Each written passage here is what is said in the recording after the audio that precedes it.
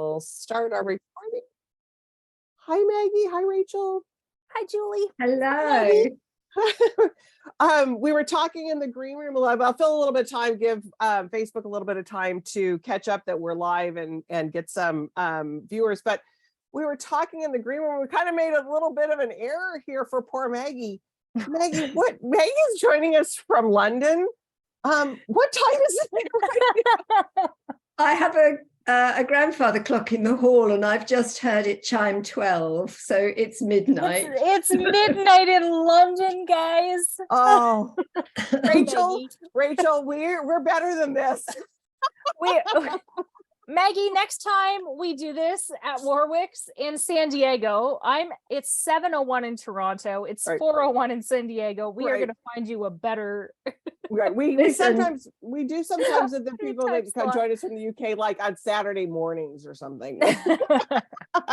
But next time I'm coming to San Diego. There's the solution. So we're so excited that you're here with us and that you're going to be talking about your new book. I think I see it in the back there, Acts of Love and War. Great cover. Can't wait to hear the conversation. There it is. Can't wait to hear the conversation with you two. Just real quick for some of you that maybe your first time joining us, Warwick's, like Rachel said, we're located in San Diego. If you are in the San Diego area, we'd love for you to stop by the store. But in tonight's conversation in Facebook, if you're watching this on YouTube later, we're not live with you, but it's going to be a great conversation, so stick with us. And you can always order your book from Warwick's. But for you joining us live on Facebook tonight, I'll put the link on how to order Maggie's book in that link for you. And if you have any questions, it's always the fun part of the conversation too. Rachel has always great questions, but we love the audience questions too. So don't be shy, pop those in. We'll get those to Maggie and Rachel. They'll chat for about 30-ish minutes and we'll bring in that information too. So I don't want to prolong this so that Maggie can actually get so we'll get the show on the road here. Let me introduce these two lovely ladies and I'll go off screen in a minute. So Maggie Brookes is an ex-journalist and BBC historical documentary producer turned poet and novelist. She was an associate professor at Middlesex University, London, where she taught creative writing for 30 years. She was also an advisory fellow for the Royal Literary Fund. Her debut novel, The Prisoner's Wife, A Tale of Love and Resilience During World War II, was published in May of 2020. We can have a whole conversation, I think, on what it was like to publish something in May of 2020. We might want to wait on it. And like we said, she lives with her husband in London. She's here today to talk to us about her newest book, Acts of Love and War. And joining her is Rachel McMillan. Rachel's quite the longtime friend of us here at Warwick's at our virtual event. Oh my heavens, how many have we done now? I've lost count. And you, my friend, are working on some, I follow you on Twitter and you are doing some amazing new things. You are one busy lady. So can't wait to highlight some of the new things that you're working on. But she is the author of the Herringford and Watts Mysteries, the Van Buren and DeLuca Mysteries, the 3/4 Time series of contemporary Viennese romances, and most recently, which is such a great book, and we have it on the shelves at Warwick's, The Mozart Code. She's also the author of Dream, Plan, Go, a travel guide to inspire independent adventure, and she lives in Toronto. So we have 3 continents covered. We've just got an international show here tonight for you. Yes. So with that, ladies, have a great conversation. I'll see you in a little bit. Thanks, Julie. Maggie, thank you so much, Julie. Maggie, I love you. Everybody here tonight, I actually got to meet Maggie in real life in London just before Christmas in November. I was there on a research trip and I was so fangirling out to meet Maggie. And she took me to the Sky Garden, which is an amazing place near the monument, Wren's Monument to the Great Fire of London, where you can see views of all the city. And we got to talk about architecture and her amazing stories. But I didn't just message Maggie and say, hey, I'm in London. I actually met Maggie online because in 2010,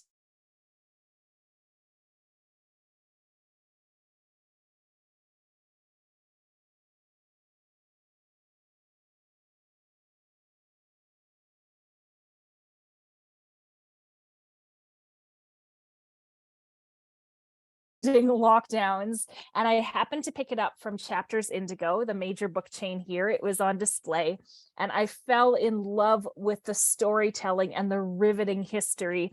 And something just very recent, Maggie, that I hope is a compliment to you, is I read a book this week and the research was astounding. So I actually wrote the author and said, you are so intent in your research. You are so authentic in your research.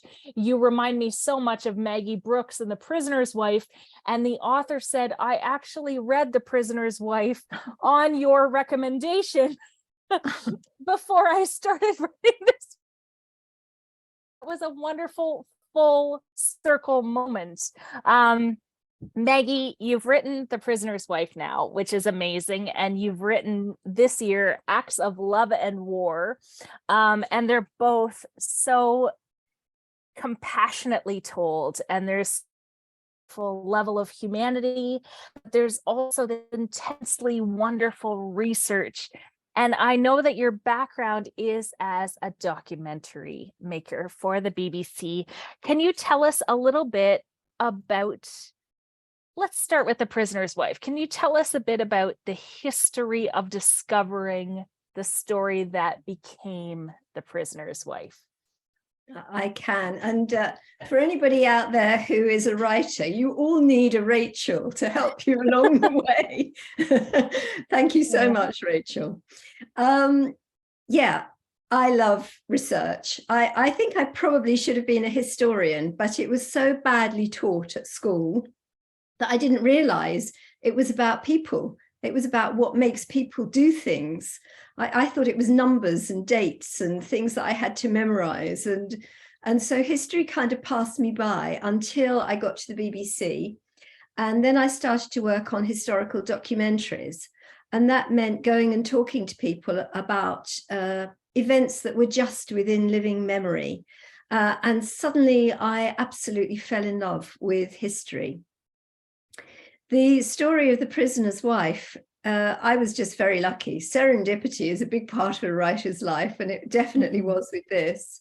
I was in the lift, in the elevator at my mother's assisted living housing, and a very tall, upright gentleman said to me, I bet I could tell you a story about the war that would make your hair stand on end. And I, like the old journalist I was, kind of got hold of him by the collars and said, yes, tell me this story. And this, that he had been a prisoner of war. And one day the German guards brought in what they thought were 2 escaped prisoners. And when the guards had gone away, one of the prisoners said, I have something to tell you, to tell the bunkhouse that he'd been brought into. This other man is not a British soldier. In fact, he's not a man at all. He's my Czech wife. And the hair all stood up on the back of my neck when I was told that. And the guy who told me the story was immediately telling me about how fantastic they all were to support her and to help her. But I, of course, was thinking, this was a young woman here in this terribly, terribly dangerous situation with all these men. What on earth was it like for her? And that's what started me off. And then I began to find out about the camps, about the terrible long march that she must have had to undertake, and to build it into the story that became that novel. And it's fascinating. And I really encourage any reader who loves historical fiction to seek out Maggie, because I read a plethora of historical fiction, but there are a few instances where I felt that I was actually sitting in the same room as the characters, because that book was so vivid. And you do such an amazing job of bringing history into life. Obviously, before your foray into fiction, the BBC research, the documentaries, it's another means of funneling history into the public sphere. So How did that role prepare you for this new adventure of writing Acts of Love and War, which is set during the Spanish Civil War in the 1930s, and The Prisoner's Wife? Look at how pretty they are together. How did that set you up for documenting in a slightly different way? That's such an interesting question. I knew you would ask interesting questions. At midnight. I think what it did for me, did several things for me, but being a historical documentary producer and director, taught me that I'm a very visual person. I don't think I really knew that before. Having to visualize what I was going to show in a historical documentary that would bring it alive for the audience, is actually exactly what I do in my fiction. So before I write anything down, a scene is playing in my head like a movie. I'm seeing it, I'm hearing it, and I can't wait to get to my keyboard to actually begin to write this thing and to try to capture what I'm seeing in my imagination. And of course, that is fed by all of the things that I read, all of the things that I see. So, as you said, one of these books is based on the Second World War. Now, I knew a bit about the Second World War. My dad was a prisoner of war during the Second World War. So, although he never spoke about it, it was something that I knew about, and it was part of our culture, I suppose, growing up, that there were films and TV series and things. The Spanish Civil War, I knew nothing about. I was so ignorant about the Spanish Civil War. And yet both of these books led me to stories that I thought, how can these things have been forgotten? How can these things have been forgotten within the space almost of a generation? The Prisoner's Wife, in The Prisoner's Wife, they go on what's called the Long March. Mm-hmm. And I didn't know anything about this. I didn't know that towards the end of the Second World War, all the British, American, Canadian soldiers who were prisoners in prisoner of war camps towards the east of the Nazi Empire, so in what we now call Poland, Czechoslovakia, as the Red Army approached, they were all evacuated overnight in January into temperatures of -20 centigrade.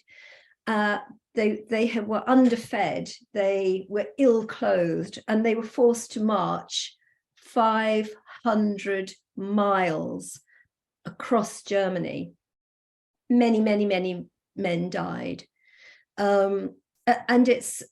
And that was something that when I first read it, I thought, oh dear, I can't possibly write this. How am I going to write this? And then I read first-hand accounts and thought, this is a story I need to tell. People need to know that this is what happens when fascism is allowed to flourish.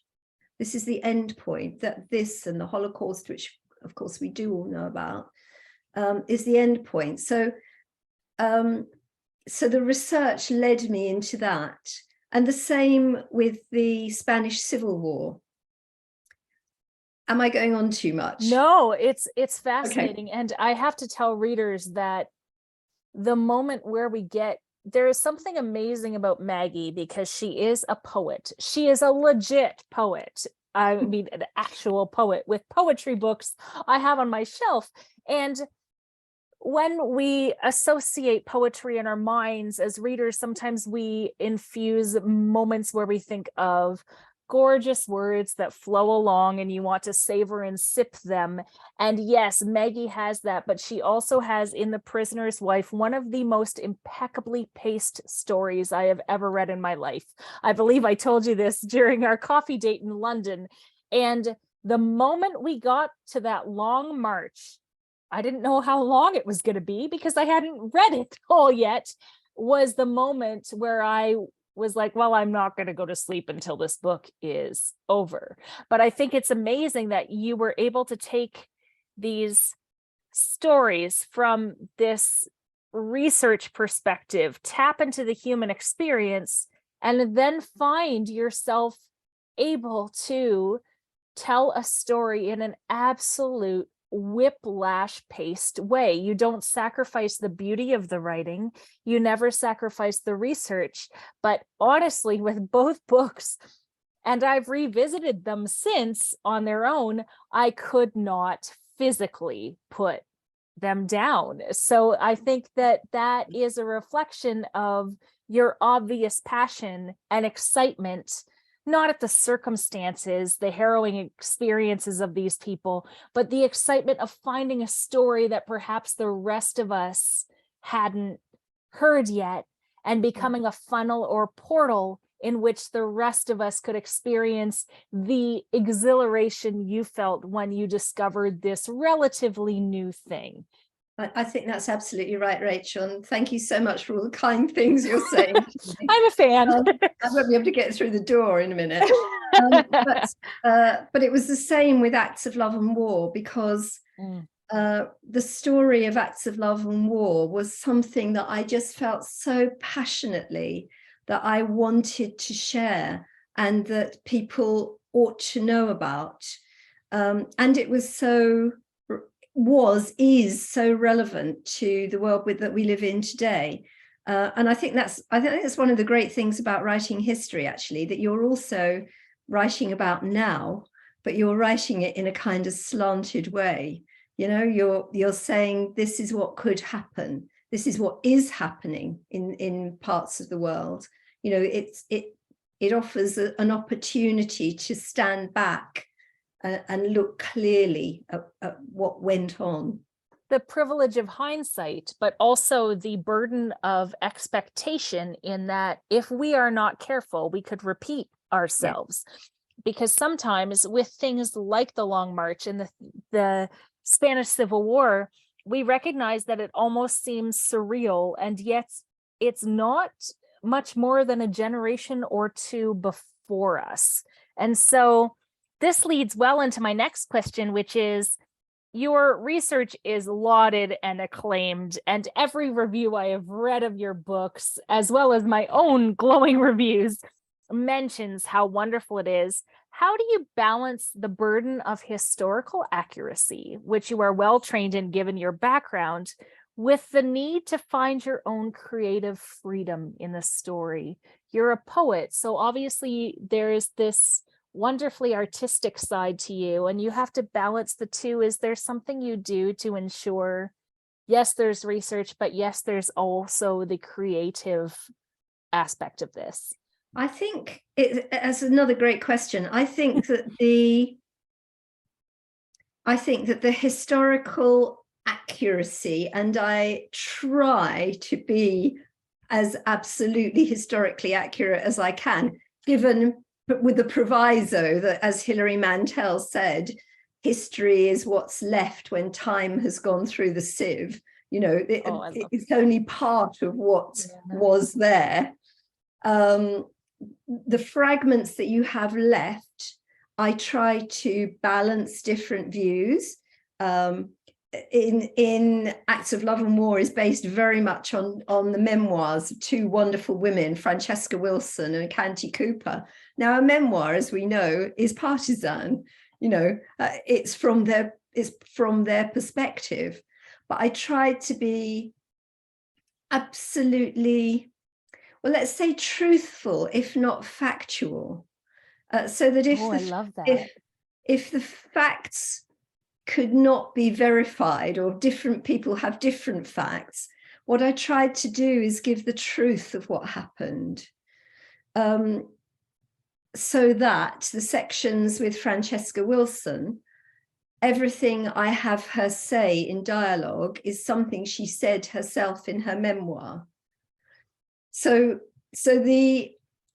I think what I try to do is use the history, the historical facts as I can find them, as a skeleton. and then put flesh onto that skeleton by picturing it in my mind. What did that smell like? What did that feel like? What did that taste like? I even kind of slightly act out, what was she threw back her hair or whatever, what did that look like? And that's the way that I try to combine the two, to make the historical, the bare bones of the history something that is accessible and entertaining. I'm not ashamed to be entertaining, and captivating as far as possible, because I think because I'm so passionate about the story and I want people to know about the story. And I think that that's a wonderful case for how fiction is seen as a portal in which we can feel empathy. They say if you read more fiction, you're a more empathetic person. And sometimes you need to, sometimes fiction, if its main point is to act as a bridge towards someone learning about the past or wanting to dive deep into their family history or pick up a biography or a nonfiction book, then that fiction, I believe, has done its job. We're the stepping stone, and we are giving people that tunnel in which they can understand and feel and relate and have this whole wonderful human experience that will lead them into hopefully learning more about a time period or an event that they didn't know about. And you and I have talked about how the Spanish Civil War, as you mentioned tonight, is not often explored in fiction, with the very notable exception of Ernest Hemingway.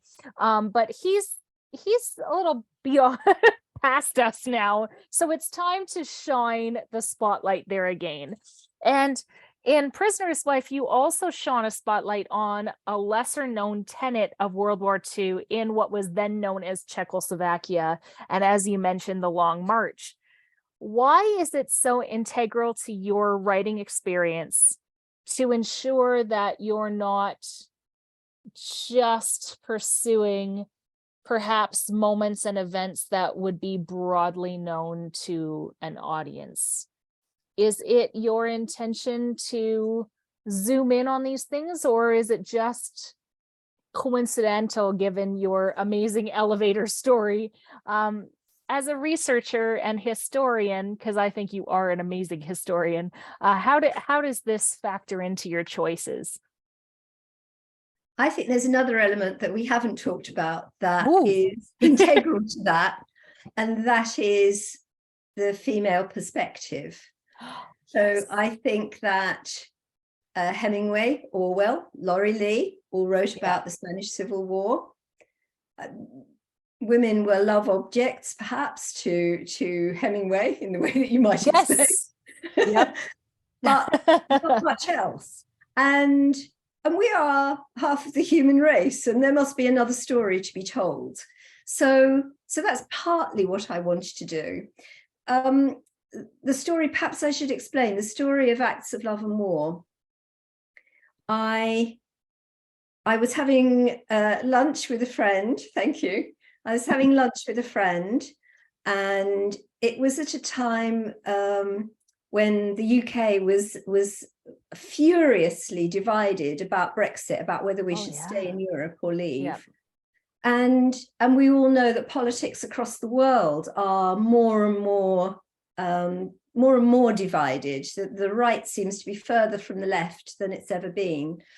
And I decided that I wanted to write about divided nations, and I wanted to write about the English Civil War, Cromwell and the English Civil Wars. And I knew that this friend of mine knew about that. And she said, I'm not going to tell you anything new about the English Civil Wars, but I am going to send you my PhD thesis. And I said, oh, okay.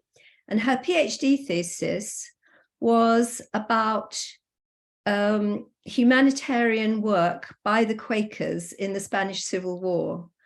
And I read this and it nearly blew the top of my head off because at the moment, the UN tells us there are 89 million displaced people in this world of ours.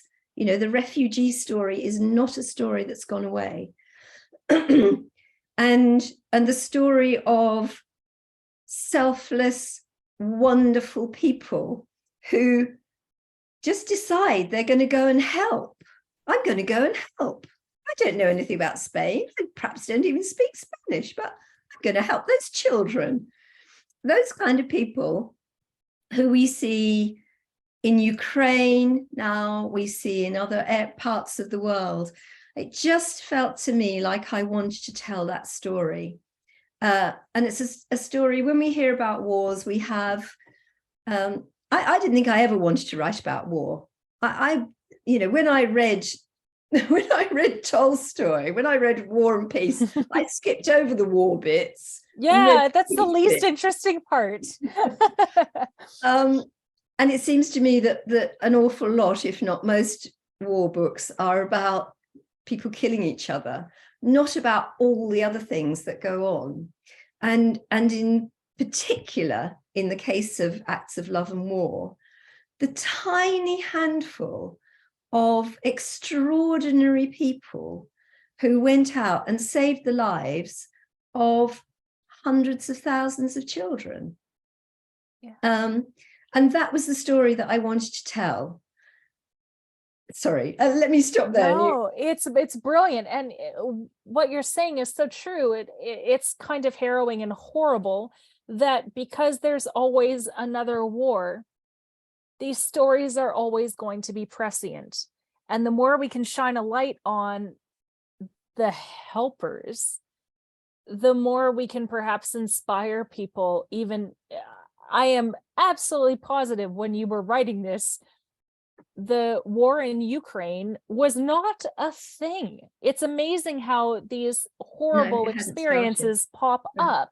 And if this can be a way in which we're more attuned to what's happening, that is the ideal. But one of the ongoing motifs in your work is, and I don't even know if you've pinpointed this, but you, in the 2 books I've read of yours, have a penchant for forged families and community. And this is especially true in The Prisoner's Wife, when Izzy and her husband Bill are sent to the prison, and their marriage is honestly bolstered by the protection of all the people, the men that they meet. And Izzy, by the end, when she's separated, this is not a huge spoiler, there's still a lot to learn in this book, she is able to establish connections with other people. And the same with Lucy, who finds an extended family within the Quaker community in Spain, whose entire life is threaded back to the idea that she was closely knit with these 2 brothers, given her own childhood experiences. That kind of is the catalyst for the acts of love and war beyond the Spanish Civil War. Were these choices intentional? Because I do see a lot of forged family, community, people having to band together when they have nothing in common except for circumstance. I think it's kind of personal, really. I could not exist without my friends. You know, my friends, and I'm honored to count you one of those, Rachel, are the people who make life possible, aren't they? And they support us in so many ways. So I particularly, and I think women are particularly, I don't know if it's particularly good at forming friendships or particularly needy of friendships. I don't know which of those things it is, but I wanted to write about female friendship. Now, in the Prisoner's Wife, of course, there are no other women. Well, you know, Izzy is forced to rely on the friendship of lovely men, of wonderful men. But in Acts of Love and War, Lucy couldn't do what she does without the support and friendship of women who were real women. I have folded the imaginary Lucy and the two brothers that you speak of into a tapestry of real people who did real things. And we haven't really talked about the love story in Acts of Love and War either, but I don't know whether you're going to come to that, are you? I was going to. I'm cognizant of the time, but I also, as a true blue romantic, have found quite an affinity in the romantic nature of both of your books. And when I speak to the romantic nature, of course, I'm speaking to the general physical romance between two people, but also the romance in the fact that you paint landscapes so beautifully. Your poetic nature just absolutely blasts through the page so that readers are given an experience of romance, of words, of sense, of smell, of tangible feel. But yes, speak to the romance, Maggie, because I loved it in both books. Okay, well, just as Crushing I on never both brothers here. just as I never set out to be a writer about war, I didn't really set out to be a writer of love stories. But I think we all seek love, don't we? And so when my characters start to exist in my mind, they are seeking the love of other human beings. So I knew that I wanted to write about the humanitarian aid, but I also knew that I had known nothing about the Spanish Civil War. I had to paint a picture of the Republican side, Franco's side, and also, the fascist side, Franco's side, and also the Republican side. I needed to explain what was happening.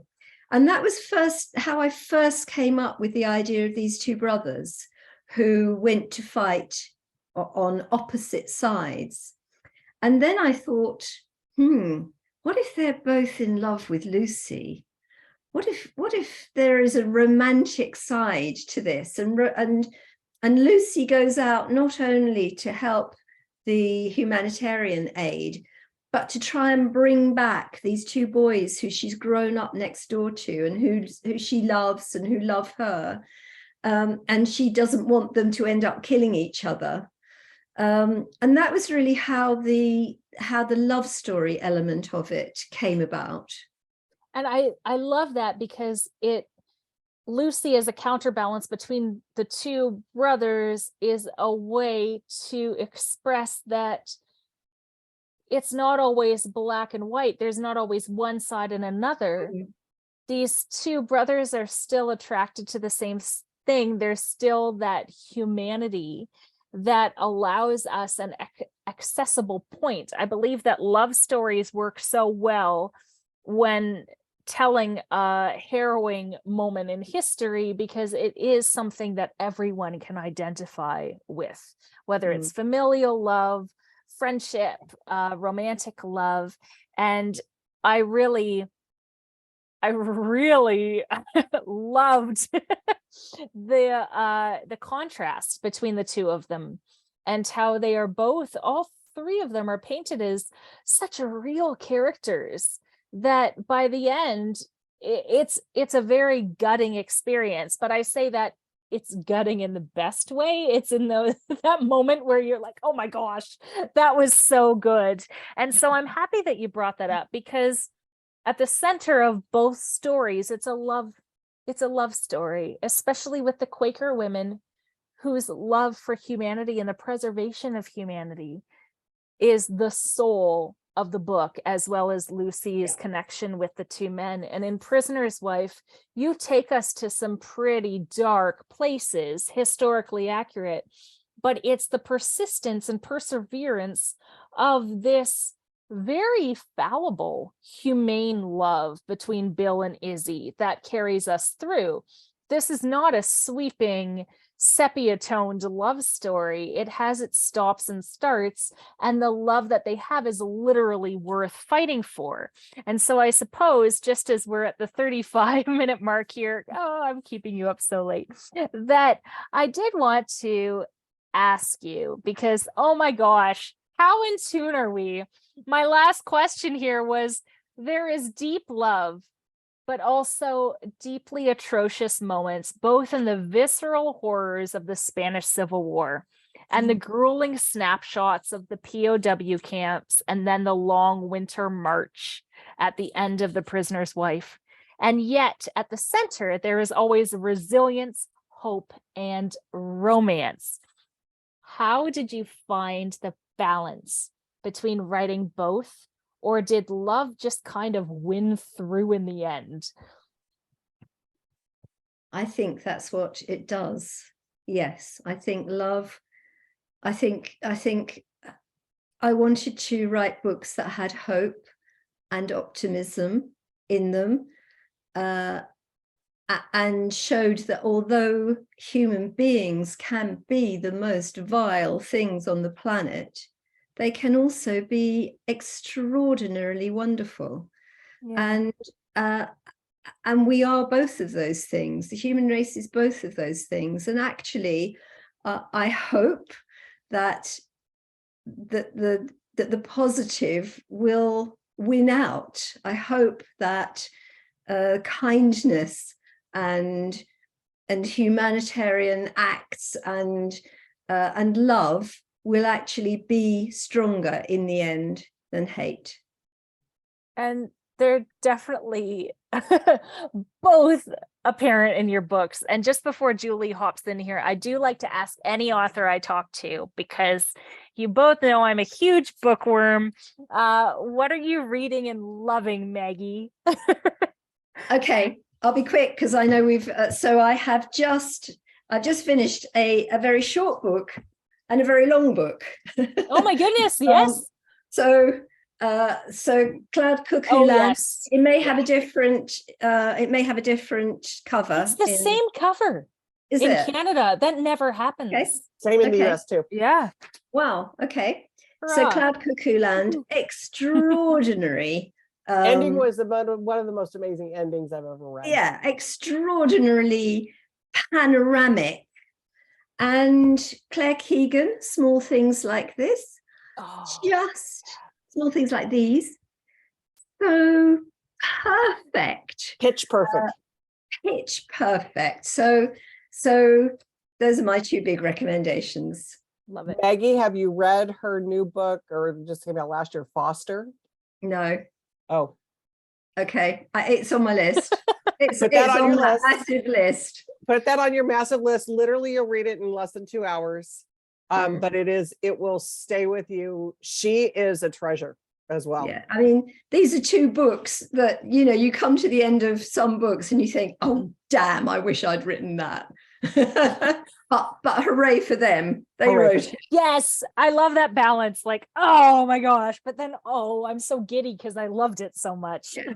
One of the things that you brought up, Rachel, in the conversation, and I think that it's for readers in general, I think most, and Maggie, to your point, you can't just read about everything that's bad.